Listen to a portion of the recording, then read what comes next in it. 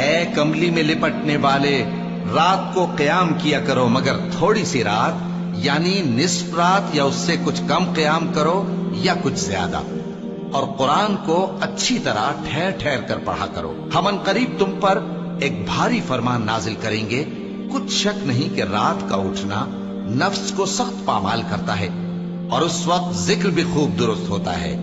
دن کے وقت تو تمہیں اور بہت سے شغل ہوتے ہیں، تو اپنے پروردگار کے نام کا ذکر کرو اور ہر طرف سے بے تعلق ہو کر اسی کی طرف متوجہ ہو جاؤ۔ وہی مشرق اور مغرب کا مالک ہے، اس کے سوا کوئی معبود نہیں، تو اسی کو اپنا کارساز بناؤ۔ اور جو دل آزار باتیں یہ لوگ کہتے ہیں ان کو سہتے رہو، اور خوبصورتی سے ان سے کنارہ کش رہو، اور مجھے ان جھٹلانے والوں سے جو دولت مند ہیں سمجھ لینے دو، اور ان کو تھوڑی سی مہلت دے دو۔ کچھ شک نہیں کہ ہمارے پاس بیڑیاں ہیں اور بڑی زبردست آگ ہے، اور گلے میں اٹکنے والا کھانا ہے، اور درد دینے والا عذاب ہے۔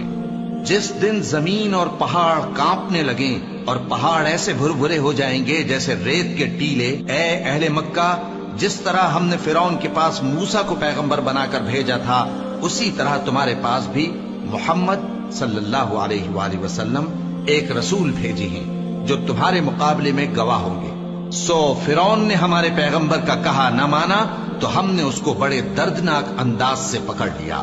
اگر تم بھی ان پیغمبر کو نہ مانو گے تو اس دن سے کس طرح بچو گے جو بچوں کو بوڑھا کر دے گا، جس سے آسمان پھٹ جائے گا۔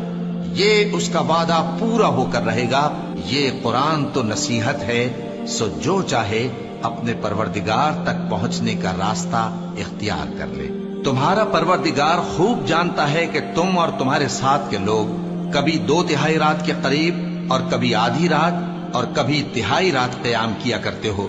اور اللہ رات اور دن کا اندازہ رکھتا ہے۔ اس نے معلوم کیا کہ تم اس کو نبھا نہ سکو گے، تو اس نے تم پر مہربانی کی، پس جتنا آسانی سے ہو سکے اتنا قرآن پڑھ لیا کرو۔ اس نے جانا کہ تم میں بعض بیمار بھی ہوں گے، اور بعض اللہ کے فضل یعنی معاش کی تلاش میں ملک میں سفر کریں گے، اور بعض اللہ کی راہ میں لڑیں گے، تو جتنا آسانی سے ہو سکے اتنا قرآن پڑھ لیا کرو، اور نماز قائم کرتے رہو اور زکوٰۃ ادا کرتے رہو، اور اللہ کو نیک نیتی سے قرض دیتے رہو،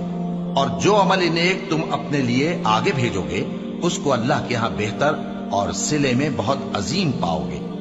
اور اللہ سے بخشش مانگتے رہو، بے شک اللہ بخشنے والا ہے، مہربان ہے۔